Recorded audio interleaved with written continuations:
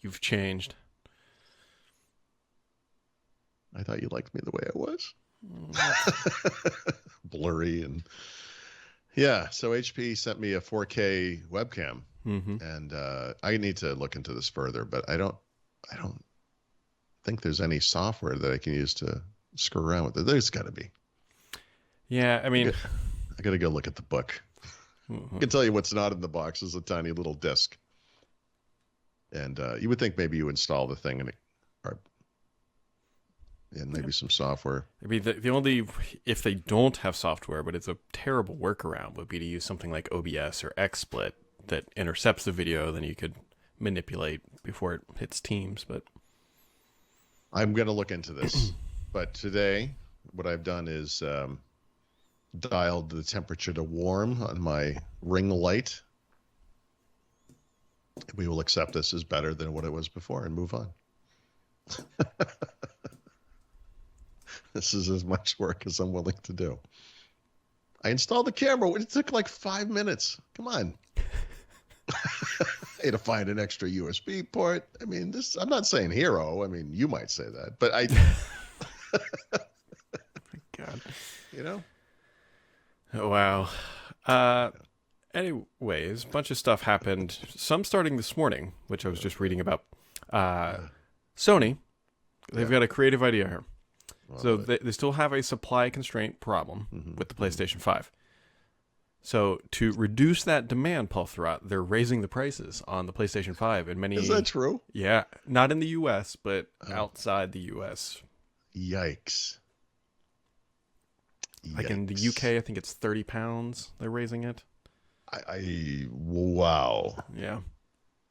That is, I'm surprised by this. What's more...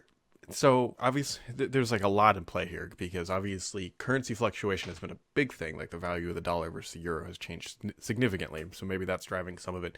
But what's more interesting to me is Sony came out and said that their consoles were profitable. At least the disc version was at one point. So, Which yeah. sounds dubious to me, but okay. But if the price of acquisition has gone up, which is not what usually happens over the lifetime of a device, okay. Pass the savings along to the consumer. I guess we could also pass the costs along to the consumer. Yeah. I assume you saw Phil Spencer's Yes, commentary. which that raises the other question of why? Like, I mean, the interview was fine. Well, like, what's the why? The why of what? like The why of what? typically, Actually, I would say how. How could he even speak publicly about this? well, You're yes, not- there's that. There's, you know, But so the question becomes like, okay, Microsoft very clearly authorized this interview. They looked at it and said, yes, we should do this. What Yep. was their motive right. behind allowing him to come out? Because he didn't really, Well- he talked about a bunch of stuff and it wasn't a bad interview by any means, but what were they hoping to gain out of it?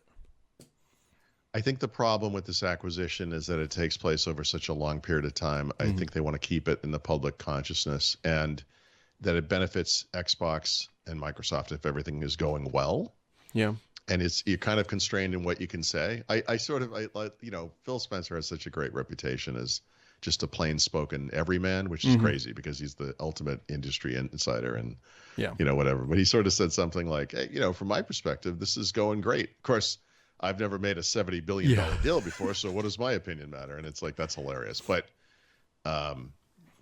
well, I mean, but Phil Spencer is dealing directly with the regulators who will okay or not okay this deal. So actually, I think that opinion does matter. And I don't know. My opinion of this thing hasn't changed. No, I still mine think hasn't this either. Yeah. But the bigger thing he said in a way, which is interesting because it kind of walks back some comments he had made maybe a few months ago, was that he is by and large against console exclusives. Right? Yeah, And- it wasn't. Yeah, he thought that. Yeah, it was a specific game being tied to a piece of plastic under the TV. Effectively, was odd.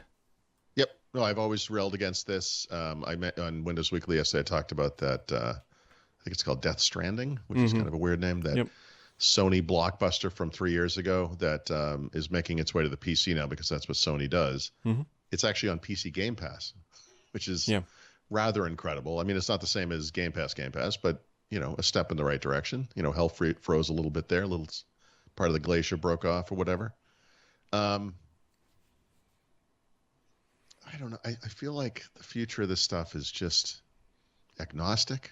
There's always going to be the Nintendo thing. There's always be an Apple doing their thing, but I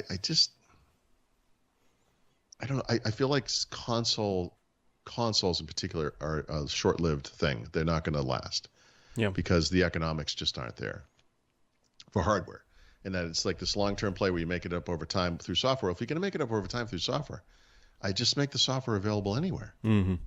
Am I missing something? I mean, it worked for Sega. Yeah. No, but I don't know. If you have a stable of blockbuster games, whether it's Microsoft with this pending Activision thing and they have Halo and Gears of War and whatever else, or Sony has the awesome stuff that they have. I don't see how making that stuff available across other platforms hurts you. I mean, maybe I'm missing something. I don't know. Mm-hmm. I don't know. I'd like to play that stuff. Yeah. And I don't see why buying a $600 PlayStation has to be part of the story. It doesn't make any sense. I would spend that much on software if I could just get it. Yeah. Higher margins, for them.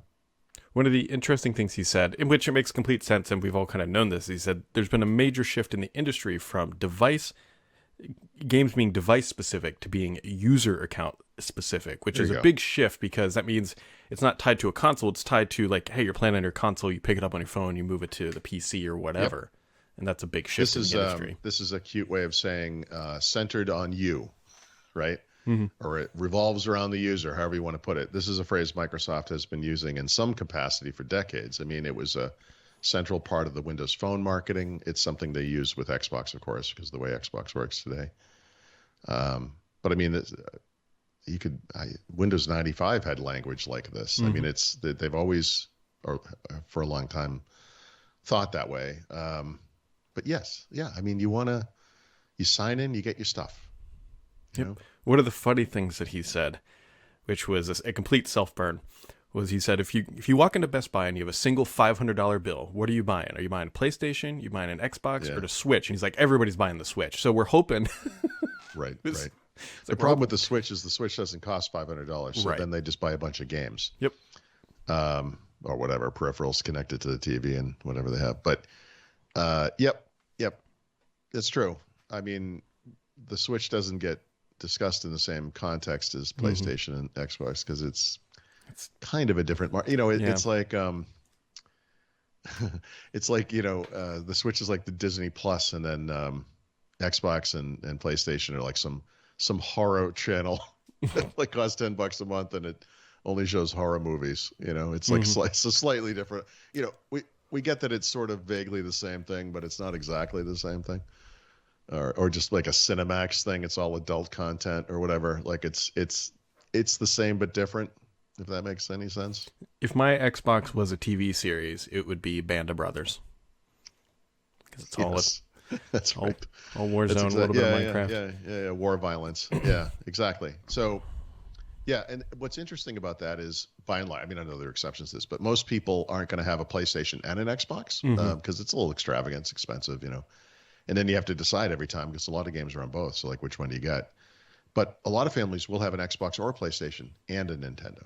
Yep. And I think that's always been the kind of genius of it. It's the same appeal as Disney. There's and you know this, you have a small child. I mean, you're going to always pay for that thing because you have this kid and that content, it's safe. You don't have to worry about it. Yep.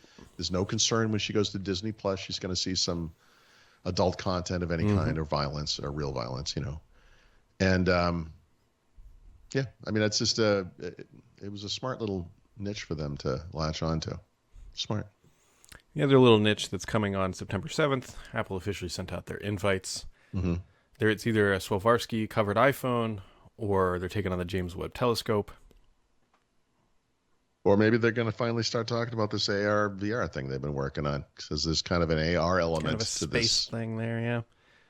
Somebody hypothesized maybe they're coming out with like a real space mode, like to take long exposure to the sky, which they kind of have. They've got Night Shot, but it's not space shot. I don't know. They don't have astrophotography. Yeah. You know, you can do long exposure shots with a tripod. Anyone, you know, could do that, I guess. But I mean, yeah, I don't know how valuable that is. I was really excited by that feature. I figured we live in this rural area. This will be great here. And honestly, there's still a lot of light pollution. So Yep. for that to be effective, you really have to be in a super dark place. And those places exist. But let's face it, they're also disappearing. Anyway, I don't know. The basic photography stuff, I feel like iPhone's in a pretty good place. A really good place, Yeah. I guess. So I don't know. I think it's all about the notch this year, you know? Nachos. Not nachos. Maybe nachos.